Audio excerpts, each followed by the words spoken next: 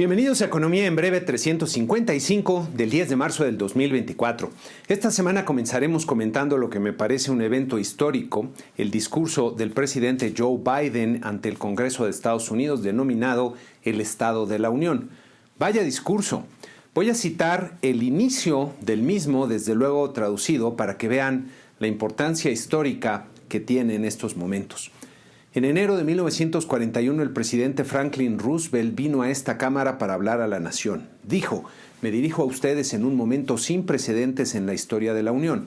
Hitler avanzaba, la guerra estaba desatada en Europa. El propósito del presidente Roosevelt era despertar al Congreso y alertar al pueblo estadounidense de que este no era un momento ordinario.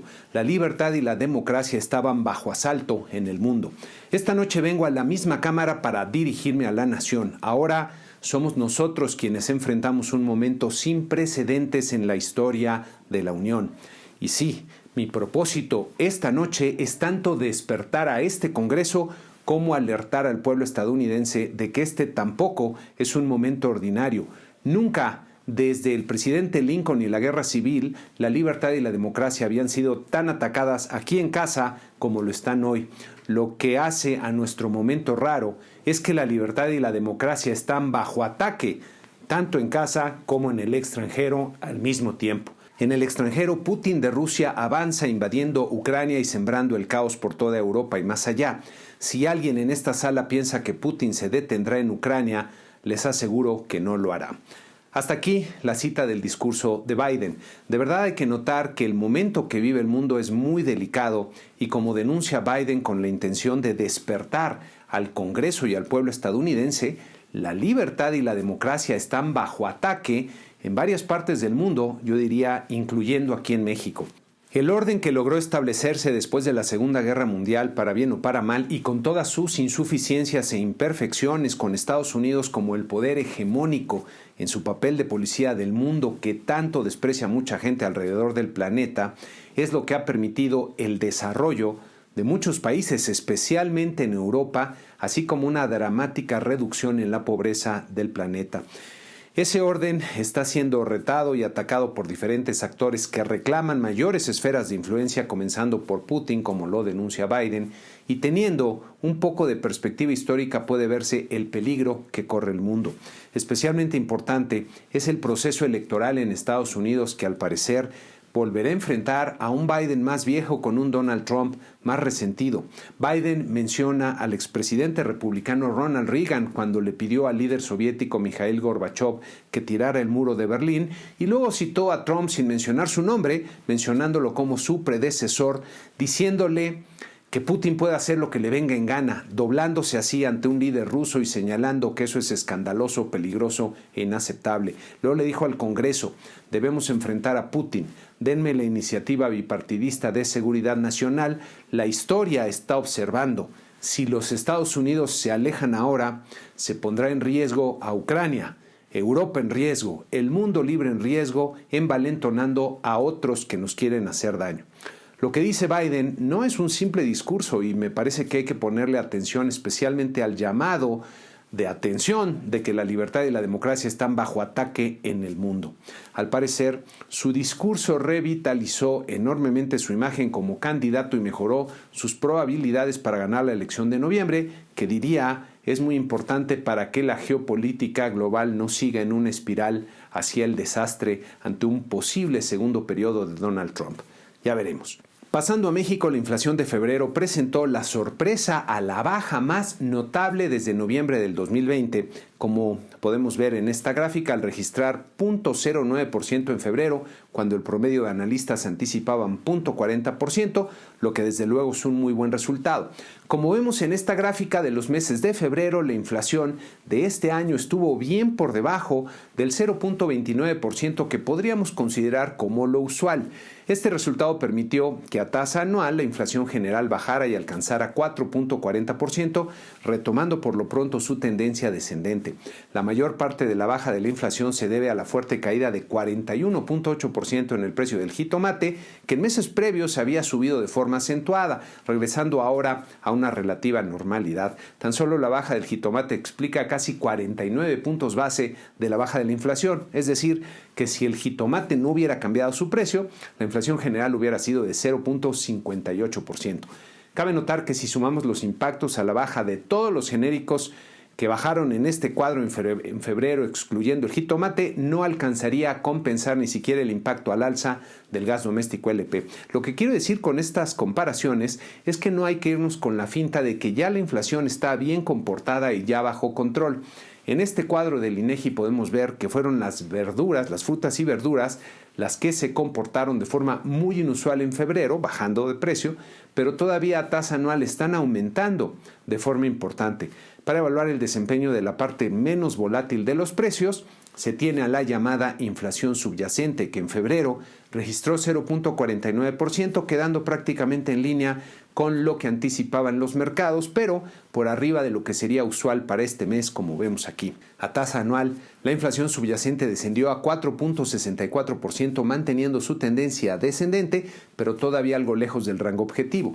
Si vemos los principales componentes de la inflación subyacente, la parte de mercancías sigue descendiendo, ubicándose en 4.11%, pero la parte de servicios se ha estancado por arriba del 5%, de hecho, aumentando un poco a 5.30% en febrero. Ya con los resultados observados de febrero, así quedaría nuestro pronóstico de casa para la inflación general y subyacente con una tendencia ascendente en los próximos meses. Por otro lado, el consumo privado interior registró en diciembre un crecimiento de 0.2% mensual, como pueden ver en este cuadro del INEGI, lo que calificaría como un resultado entre neutral y malo, ya que es un poco bajo en la tasa de crecimiento. En esta siguiente gráfica pueden ver cómo han evolucionado los principales componentes del consumo, tomando diciembre del 2021 como base. Lo que más ha crecido ha sido el consumo de bienes importados aquí en la línea verde, disparándose en el 2023, lo que se explica principalmente por la fortaleza del tipo de cambio, que hace que los bienes importados sean relativamente más baratos. El consumo en bienes nacionales apenas si se ha movido, como vemos en la línea azul claro, mientras que el consumo de servicios ha crecido un poco más, sin ser nada espectacular. Por su parte, la inversión fija bruta no creció nada en diciembre, como podemos ver en este cuadro del INEGI, lo que representa pues una mala noticia. Así se ve la evolución de la inversión, que parece haber detenido ya la increíble expansión que registró desde finales del 2022. La inversión en construcción no residencial creció con fuerza, un 4% en el mes, aunque quedó todavía por debajo del pico que alcanzó en agosto. En contraste, la inversión en construcción residencial se contrajo con fuerza, 3.7%, presentando un comportamiento muy volátil como ven en la gráfica. Por último, la inversión en maquinaria y equipos se contrajo 0.7% en diciembre. La inversión está mostrando un dinamismo definitivamente diferente al que mostró durante la mayor parte del 2023 y el entre comillas milagro parece haberse agotado. En un buen resultado de la semana, los asegurados en el Instituto Mexicano del Seguro Social, que recordemos es la estadística más asociada al empleo formal, aumentó en 156,000 puestos de trabajo durante enero, lo que si bien resultó un poco inferior al observado hace un año, queda por arriba del observado en enero de años previos. Cabe notar que la tasa anual de crecimiento en los asegurados en el IMSS se viene desacelerando de forma clara, quedando en enero por debajo del 3% por primera vez desde mediados del 2021, lo que sugiere que el ritmo de crecimiento en la actividad económica también se puede estar ralentizando. La que presentó muy buenas cifras en el mes de febrero fue la industria automotriz. El nivel de producción sumó 318.7 miles de unidades, creciendo 7.8% respecto al año pasado. Las ventas internas crecieron 11.1% anual para llegar a 113.3 miles de unidades, mientras las exportaciones sumaron 282.6 miles de unidades a una tasa anual de 22.6%. Pasando a Estados Unidos, el reporte de empleo de febrero presentó resultados que calificaría como positivos. Las nóminas no agrícolas, que es el principal indicador asociado al empleo, aumentaron en 275,000 puestos, lo que además de ser una cifra sólida, superó notablemente los 190,000 que anticipaba el promedio de economistas. Para que tengan una idea, una creación de 200,000 empleos en un mes ya se considera una cifra fuerte que refleja un mercado laboral dinámico. La tasa de desempleo aumentó 0.2 a 3.9% cuando el promedio de economistas anticipaba que se mantendría sin cambio en 3.7%.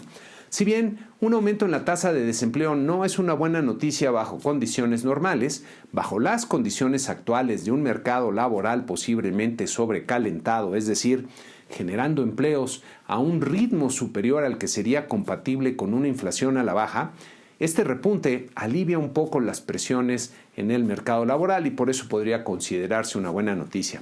Hablando de presiones salariales, las remuneraciones medias por hora aumentaron 0.14% en febrero, quedando bien por debajo del 0.3% que se anticipaba en los mercados y como pueden ver en la gráfica, es el menor incremento desde febrero del 2022, lo que representa una buena noticia que sugiere que las presiones salariales se están moderando. Estos resultados favorecen sobre todo, a los ojos de los mercados, la expectativa de una baja en las tasas de interés de la Reserva Federal en el futuro más cercano. De hecho, en la semana se dieron las comparecencias semestrales del presidente de la Reserva Federal, Jerome Powell, ante un par de importantes comités del Congreso estadounidense y estuvo muy curioso ver las señales hasta cierto punto contradictorias que se recogieron en los medios, como pueden ver en estos encabezados de Bloomberg, separados por un par de días. El primer mensaje fue que la Reserva Federal necesita tener más confianza sobre la inflación para hacer el primer recorte de la tasa de interés, mientras que el segundo mensaje fue que no están lejos de tener la evidencia para realizar el primer recorte. Tal parece que al principio no tenían todavía los datos del reporte de empleo. Los siguientes datos de inflación serán determinantes para las próximas decisiones de la Reserva Federal. Pasando a los mercados, en la semana que terminó prevalecieron las bajas en los mercados accionarios con nuestro promedio de 10 índices bajando 0.3%. Nuestra bolsa de valores hiló otra semana con pérdidas bajando 1.1% en esta ocasión para terminar en los 54.936 puntos como ven aquí. Nuestro tipo de cambio registró una fuerte apreciación como vemos en esta gráfica, terminando la semana en 16.81 pesos por dólar, lo que diría refleja la mayor probabilidad que perciben los mercados para un recorte próximo en las tasas de interés de la Reserva Federal y un debilitamiento relativo del dólar frente a otras monedas. En esta lámina con gráficas de Yahoo Finance pueden verse las reacciones que tuvo el tipo de cambio del dólar de Estados Unidos frente al euro y al dólar australiano, que fueron bastante parecidas. En el entorno político ya estamos entrando de lleno a la etapa de las campañas y en la encuesta de encuestas que recopila Oráculos, así van las preferencias con Claudia Sheinbaum fuertemente a la cabeza, pero comenzando a perder terreno frente a Xóchitl Gálvez que repuntó en febrero. Así se ven las encuestas individuales de febrero con una gran disparidad entre los resultados. Ya veremos cómo van evolucionando estos números en las próximas semanas. La semana que inicia tendremos en México un par de indicadores económicos relevantes. Las ventas de tiendas de nuestros amigos de la ANTAD del mes de febrero y las cifras de producción industrial del mes de enero.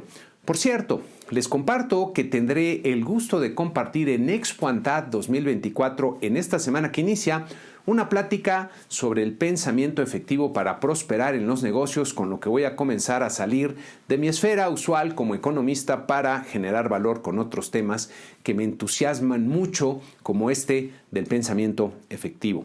Regresando al calendario de la semana en Estados Unidos, tendremos 3 indicadores muy relevantes, todos de febrero: la inflación al consumidor, las ventas minoristas y la producción industrial.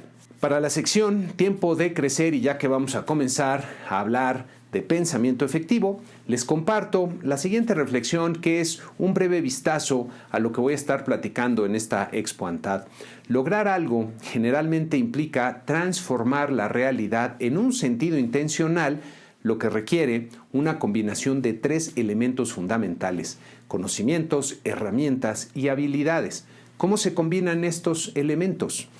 Para lograr metas importantes necesitamos, frecuentemente, resolver problemas, y frecuentemente problemas de alta complejidad, y para resolver problemas necesitamos conseguir ideas que funcionen.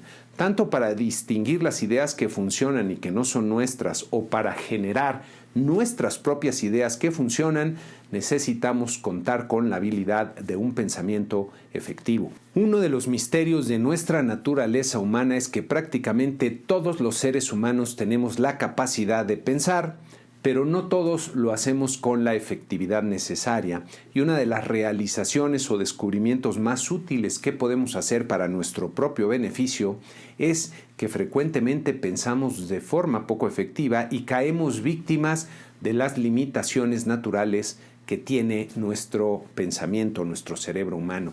El pensamiento efectivo se compone de 3 habilidades de pensamiento.